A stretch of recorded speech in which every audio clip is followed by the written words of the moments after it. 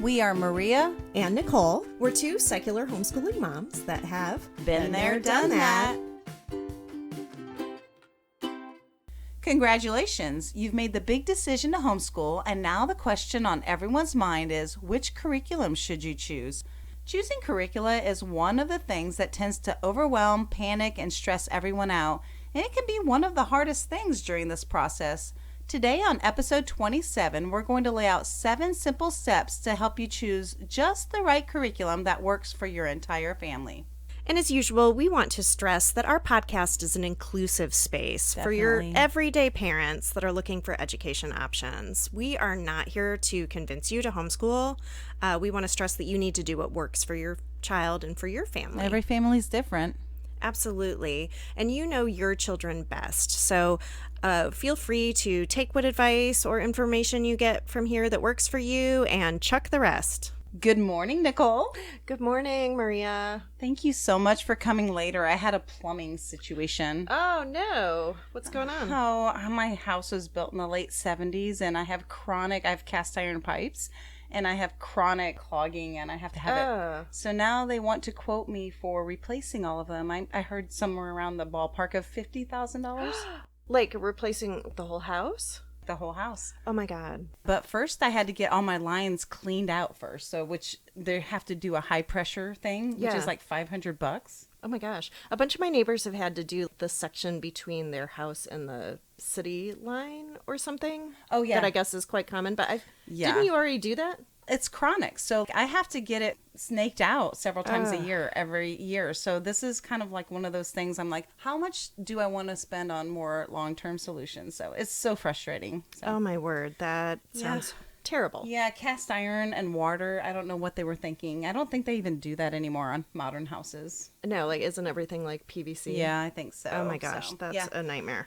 So, everything good with you? You're about to go out of town, so I'm glad you're here to record.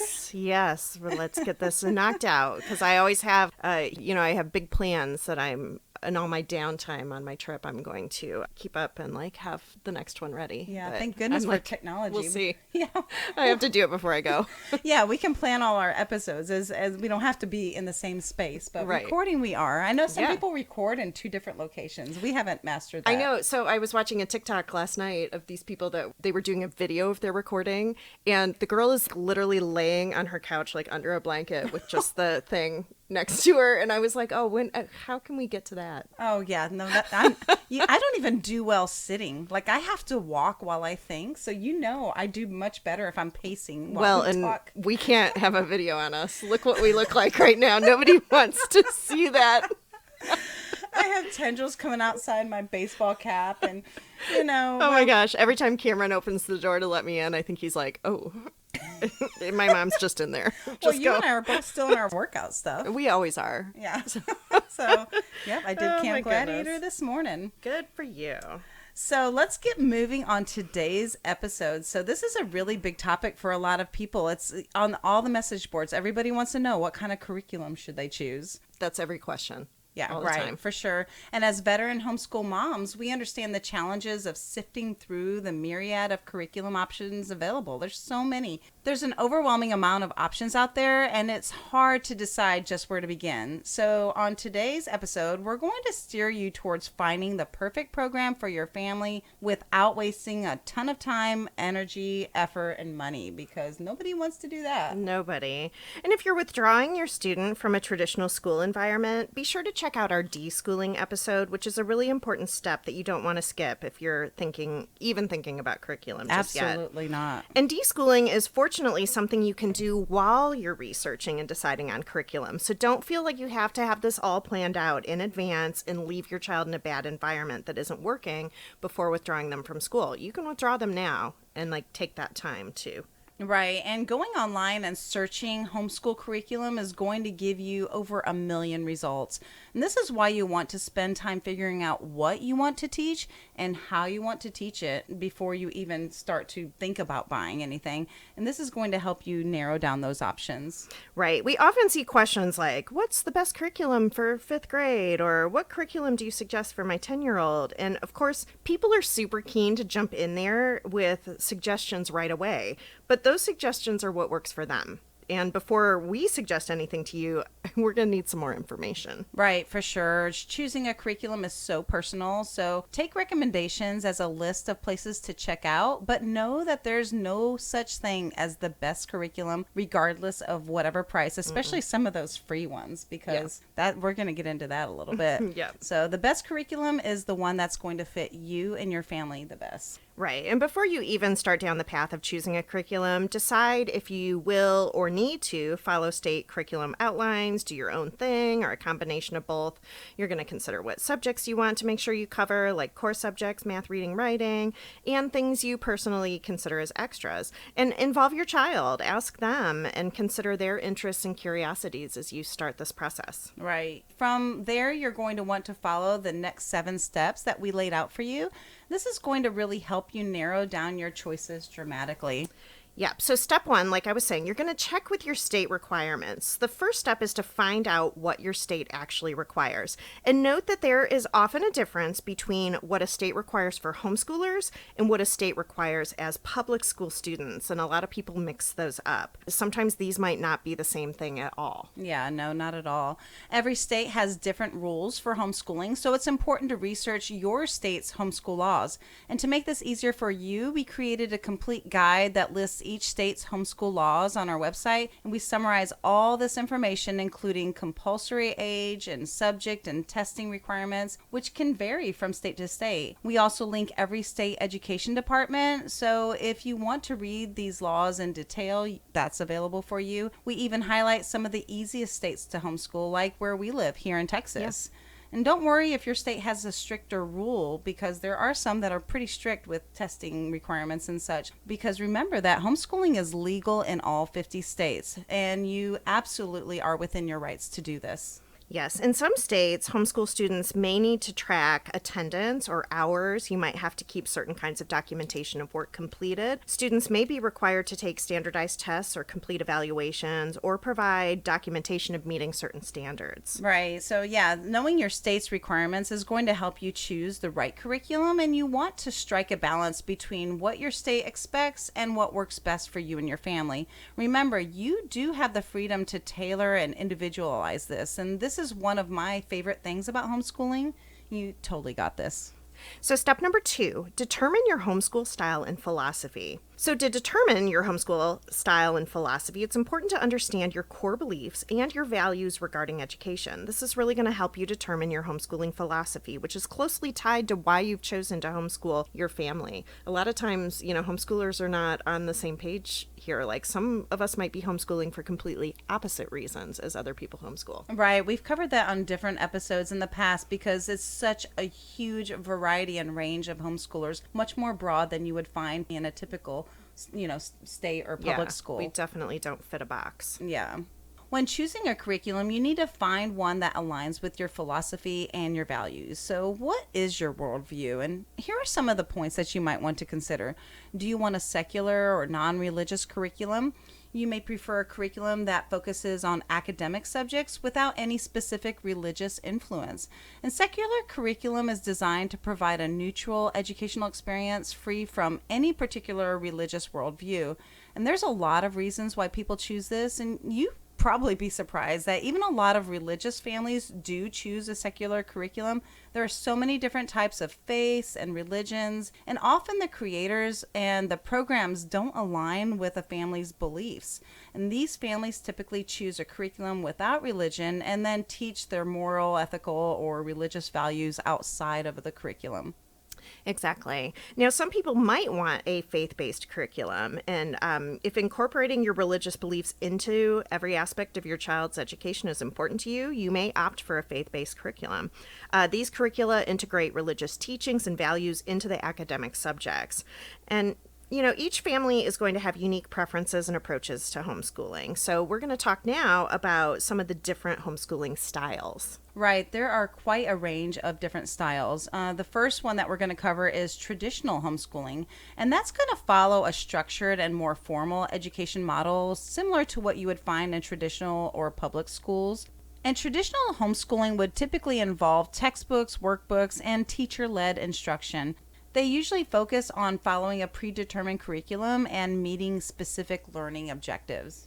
So it's a little more rigid. Yeah. Another homeschooling philosophy is called classical homeschooling. Classical homeschooling draws inspiration from ancient Greek and Roman educational methods. It emphasizes the development of critical thinking, logic, and rhetorical skills. And it also is going to follow a 3-stage model known as the trivium, which is a grammar, logic, and rhetoric stage. Right. And then we move on to Charlotte Mason style, which you and I are both fans of. And that focuses on living books, nature study, and the development of good habits. And Charlotte Mason values a broad and liberal arts education. It incorporates subjects like literature and art and music and nature. It utilizes narration and short lessons as common practices. Another common style is Montessori homeschooling. This emphasizes hands-on learning and self-paced exploration. It provides a prepared environment with carefully selected materials that promote independence. It focuses on sensory experiences, practical life skills, and individualized learning. And then we move on to Waldorf homeschooling, which emphasizes a holistic approach to education. It nurtures imagination, creativity, and emotional development.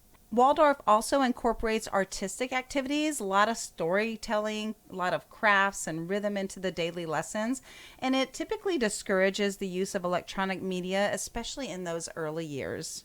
There's also unit studies, which are sometimes also called problem or project-based learning. I love that. Yeah, unit studies integrates multiple subjects into like a themed unit of study. It explores a specific topic or concept across various disciplines, and it allows for an in-depth and comprehensive exploration of a subject. These are really fun to do with those younger years, like when your kid's into dinosaurs or something really big, those younger years, they really get hyper focused on one thing. Right. Unit studies are fun at that age. There's also eclectic homeschooling, and that typically combines various approaches and resources to create a more customized learning experience, and it allows families to pick and choose from different methods or different styles and curriculum materials. Eclectic homeschooling offers flexibility and adaptability in designing a personalized education. Yeah, I think probably most people end up being somewhat eclectic homeschoolers. Like, even though we say that we're like firmly in the Charlotte Mason camp, we've definitely explored a lot of these different things Absolutely. I think that most homeschoolers I know, I don't really know anybody that just does one thing, because even if you buy a box curriculum, oftentimes you are incorporating different aspects of other things to kind of help concrete some of the concepts that you're learning. Yeah, so there's also what's called relaxed homeschooling, and that is a philosophy in itself. It takes a laid-back and flexible approach to learning, focuses on creating a low-stress environment and allowing children to learn at more of their own pace, and it emphasizes fostering a love of learning rather than adhering to a strict schedule or curriculum. And then we move on to something that's along that same line, which is unschooling. And that emphasizes child-led learning and natural curiosity. And unschooling encourages children to explore their interests and learn through real-life experiences. And with unschooling, learning happens organically through everyday activities and self-directed exploration. And this is not to be confused with deschooling, what we talked about, because this is actually a homeschool philosophy. Yeah, it's actually, unschoolers would consider it more of a whole lifestyle. Right. Unschooling's its own thing. Lastly, we kind of put this in here. We're not going to talk about this a lot, but online schooling or outsourcing. It's not necessarily a philosophy, but more of a delivery method.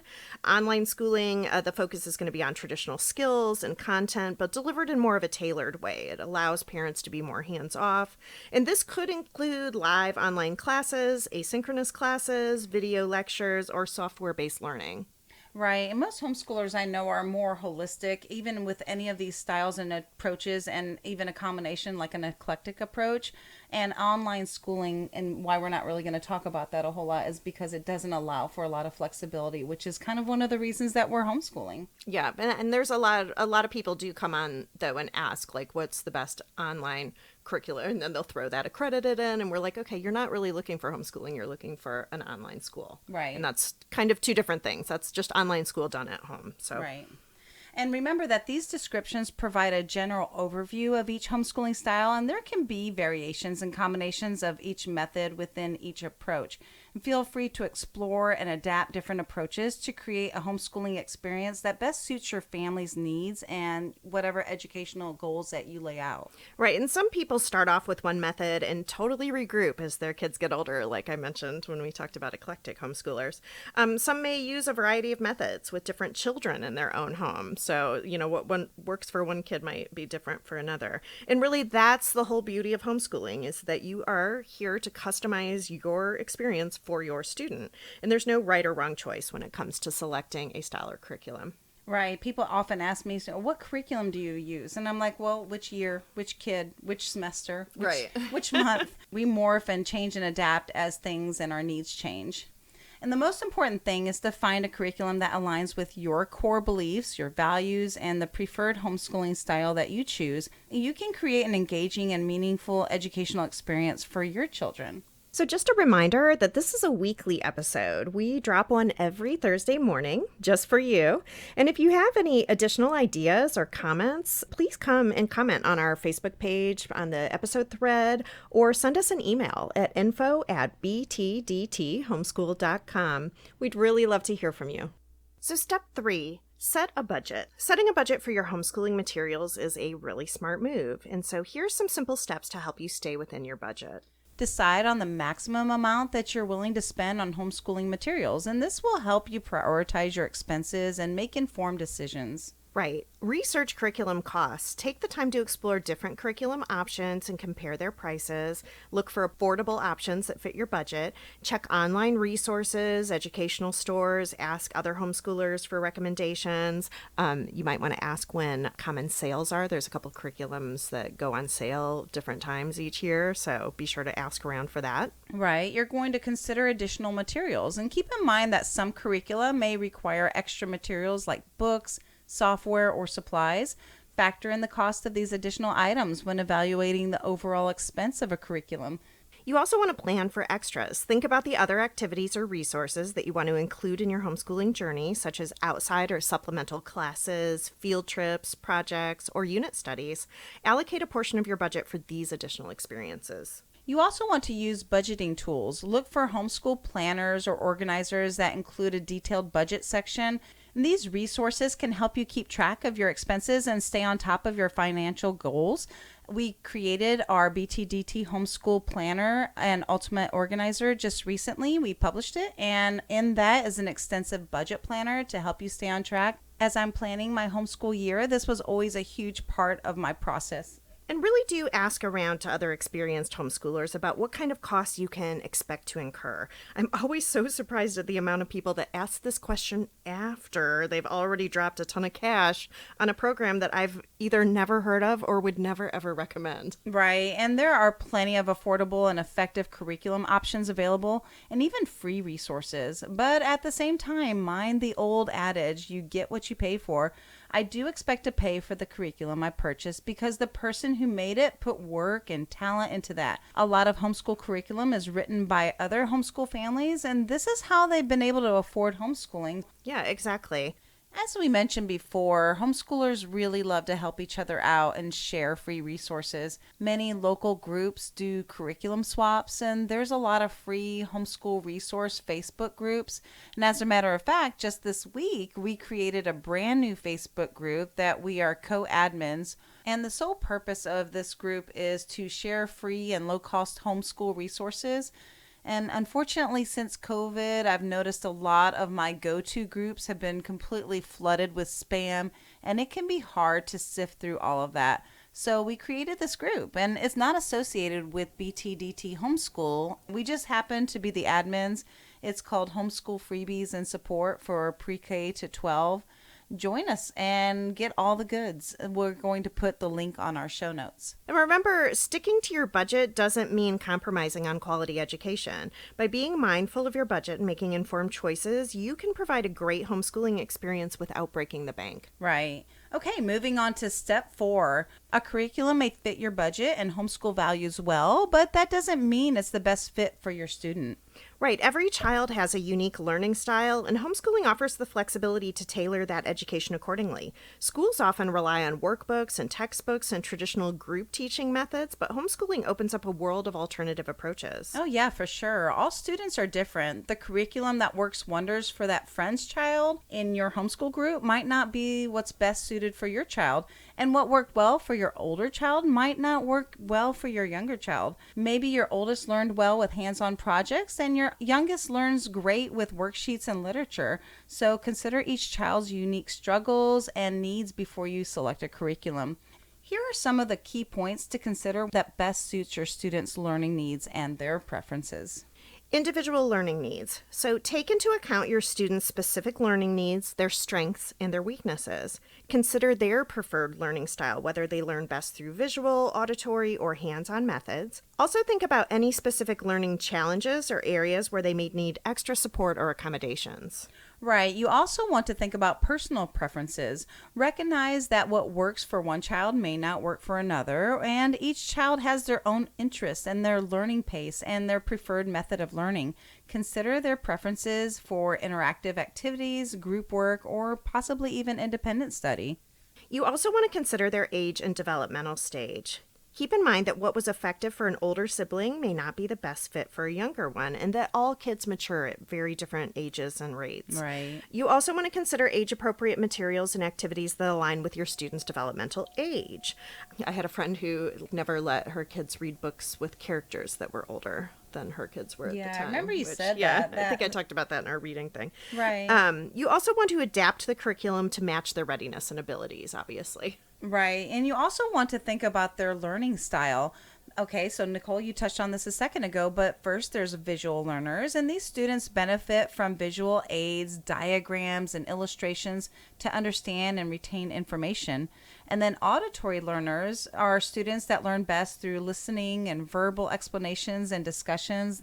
They do really well being read to or listening to books on tape in the car. And then there's kinesthetic learners. And these students learn by doing and engaging in hands-on activities and experiments and physical movement. My youngest is definitely in this category. I remember when we were learning our multiplication tables, and I would take sidewalk chalk and put them in the driveway, and then I would call out a problem and he would scoot on his scooter over to the correct answer. So things like that, you can get really creative, and I love that about homeschooling. Yeah. And as always, we stress flexibility and adaptability. Remember that homeschooling allows you the flexibility to tailor a curriculum to meet your students' needs, but you always want to be open to adjusting and customizing curriculum as you go based on your students' progress and feedback. And by considering your students' unique struggles, their needs, and their preferences, you can select a curriculum that's going to be engaging and really effective and suited for their individual learning journey.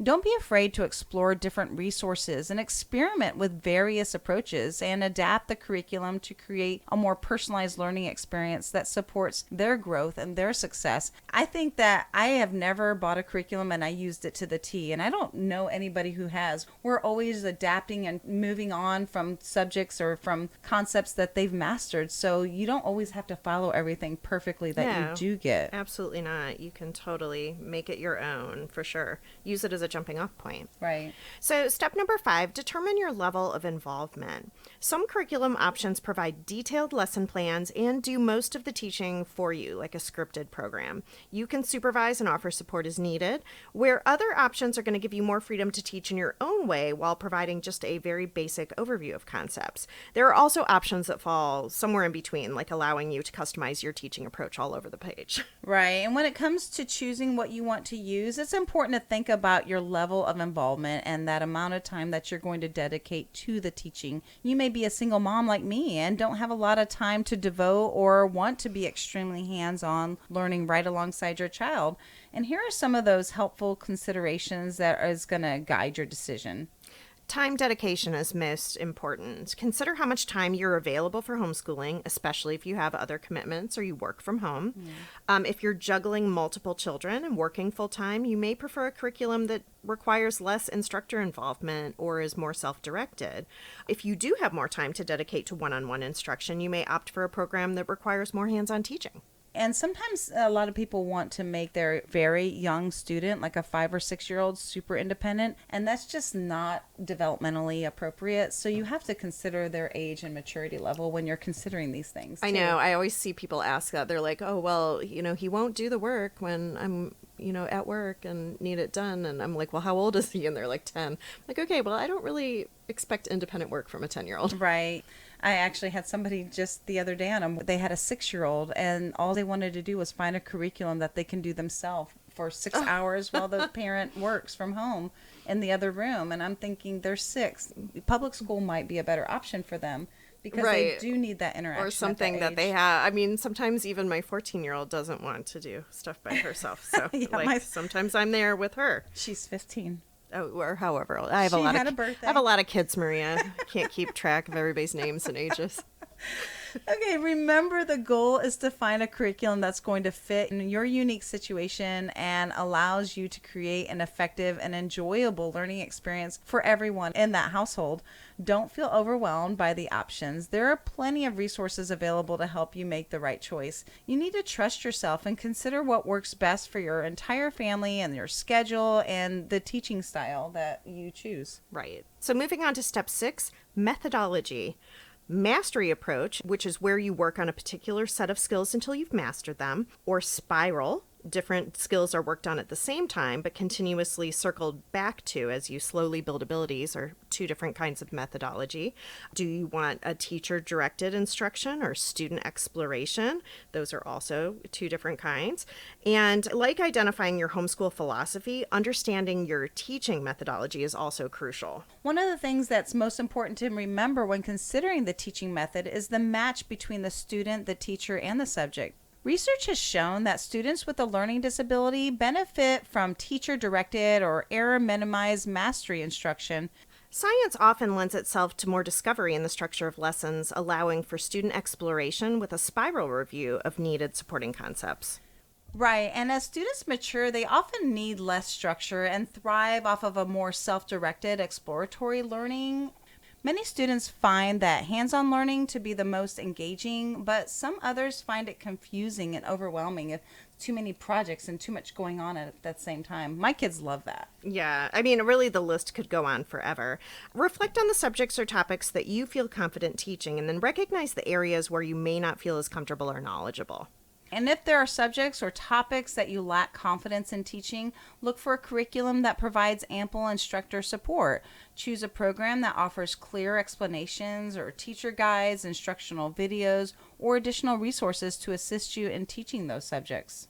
Also consider outsourcing, local brick and mortar, tutor, online. If you feel less confident in certain subjects, you may want to explore other options that are specifically designed to teach those. Online platforms or tutors can provide expert instruction or guidance in areas where you may need extra support. Many communities now offer local brick and mortar a la carte classes. We've done this through the years a lot. Remember, It's completely normal to have strengths and weaknesses when it comes to teaching different subjects. We're not expected to be experts in everything.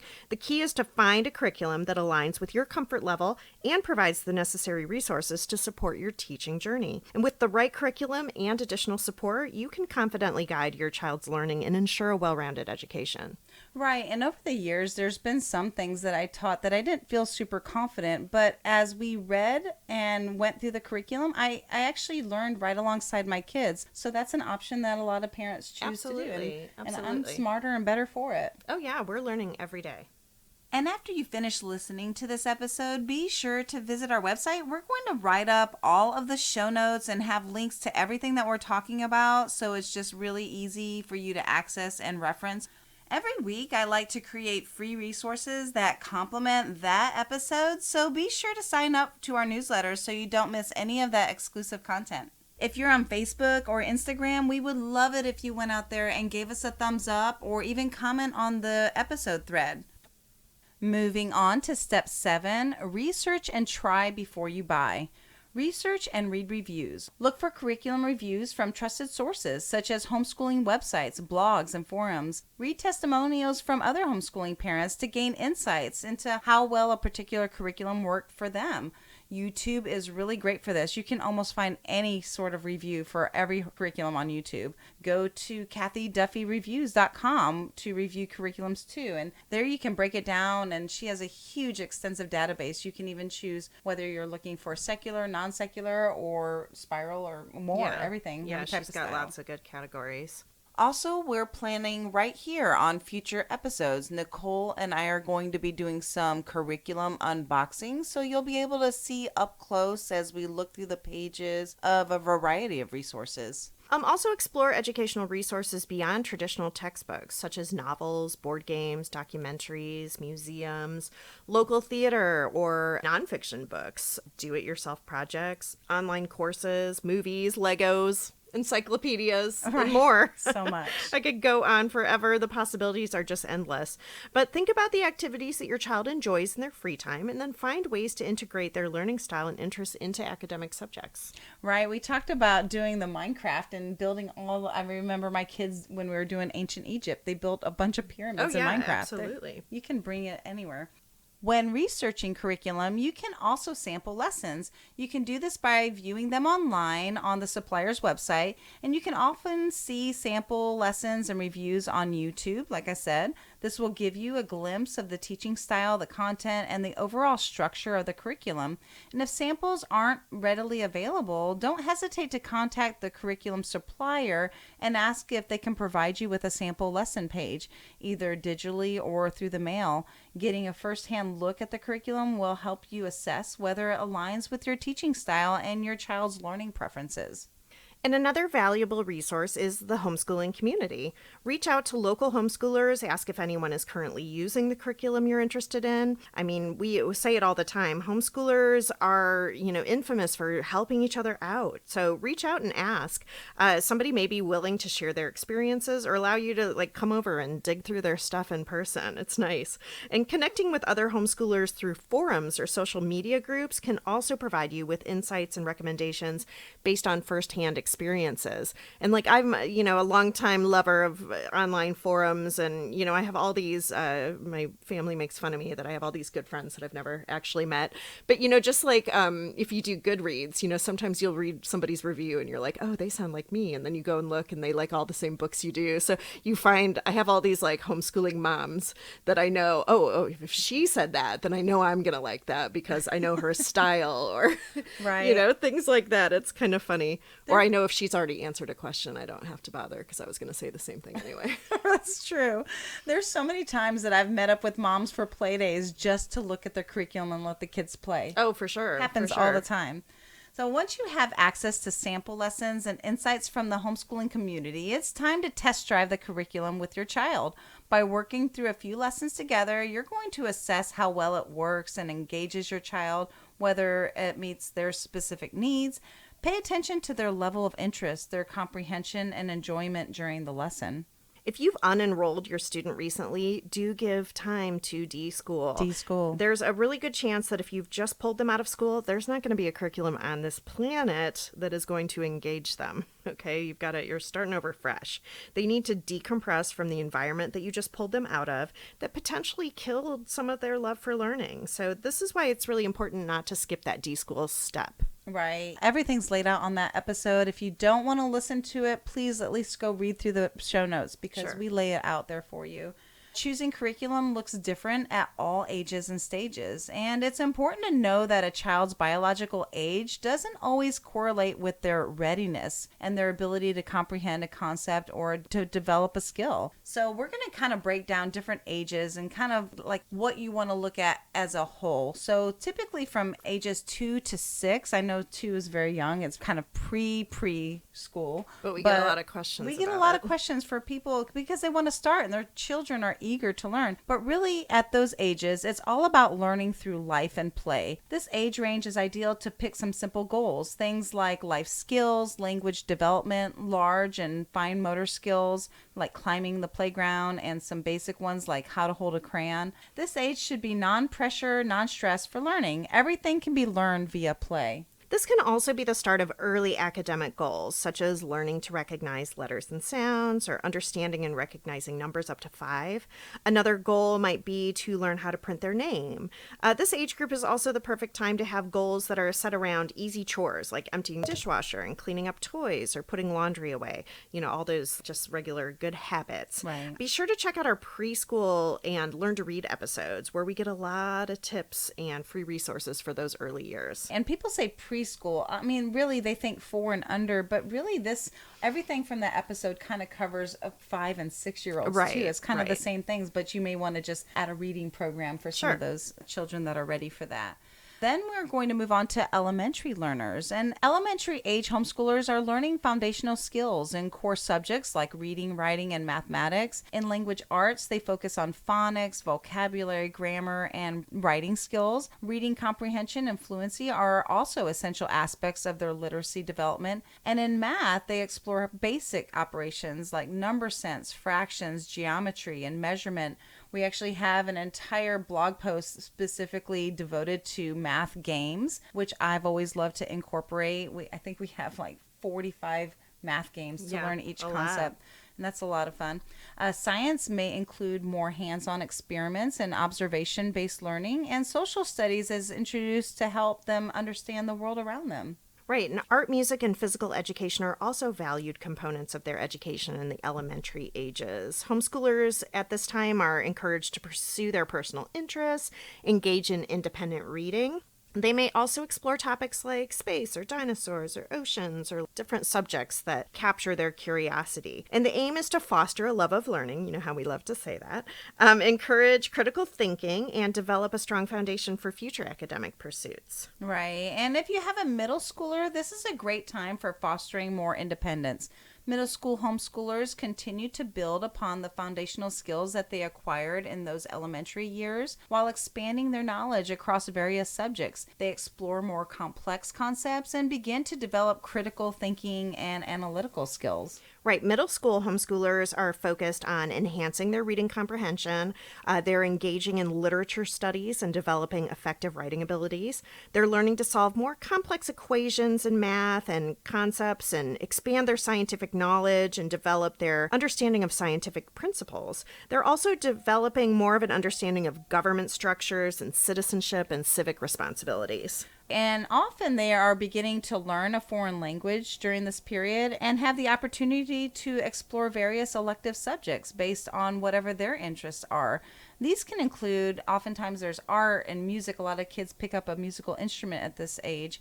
Computer science. This is when my kids built a computer, and coding, physical education, health, home economics, or any other specialized subjects that allow them to pursue their passion. Right. Overall, middle school homeschoolers are aiming to develop a solid academic foundation while nurturing critical thinking skills and independent learning abilities and self-motivation.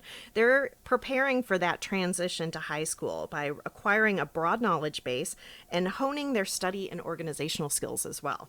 I kind of call the middle school years freebie because it's right before you get into that kind of more rigorous high school time. Yeah. You can explore some fun things. We did that whole year of music history and built a guitar and did all kinds of fun things. And, exactly. And then high school. And high school, it's generally where classes get a little more specialized. In general, classes are divided into 2 sections. You have your core subjects and your electives.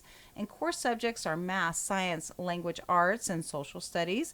Planning a general overview of the full high school experience can be helpful to organize what subjects you're going to complete when. There's also a lot more fine-tuning involved in planning high school curriculum as you really begin to focus on preparing your student for what is going to happen after high school and beyond. Our high school series is going to walk you through this entire process and go into a lot more detail than what we have time to get into on this episode. So start with making your 4-year plan.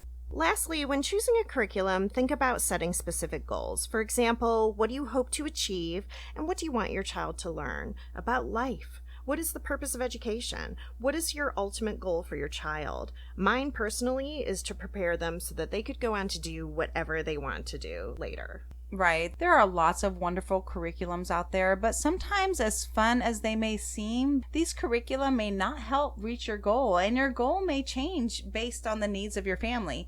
A lot of homeschoolers like to create a vision board for the year. We talked about this in our Planning Your School Year episode. Right, and remember, finding the perfect curriculum's a journey. It's okay to make adjustments along the way. If you discover the curriculum you initially chose isn't the best fit for your child, don't worry. Homeschooling grants you that flexibility to switch to a different one that better suits their learning style and needs. Yeah, absolutely. And the key is to approach the curriculum selection process with an open mind and a willingness to try different options. By taking the time to explore different samples, seeking advice from the homeschool community, and test driving the curriculum, you're going to be able to make informed decisions that set your child up for success and a really enjoyable experience. And don't get too wrapped up in what other people are doing, though. Don't get FOMO looking at other people's plans and progress. Remember that you have the power to choose what works best for your family, and if needed, make those adjustments to ensure curriculum truly meets your child's educational needs. Right. Homeschooling offers an incredible flexibility and the opportunity to tailor your child's education to whatever their individual needs and interests are. So embrace this flexibility and adapt your approach as you discover what works best for your child. Celebrate the unique experience and all the successes of your homeschooling journey together.